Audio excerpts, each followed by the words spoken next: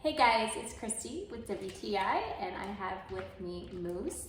Moose is not gonna look at you because he's interested in what is in this cup.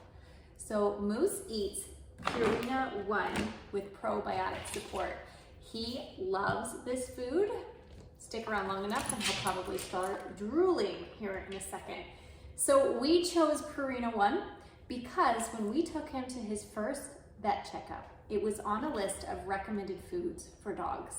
I think the reason being is because the number one ingredient in Purina 1 is chicken. So you've got meat, you don't have a lot of fillers, and you don't want a bunch of fillers with your dog food. You just want good, real food, and that's what Purina 1 is.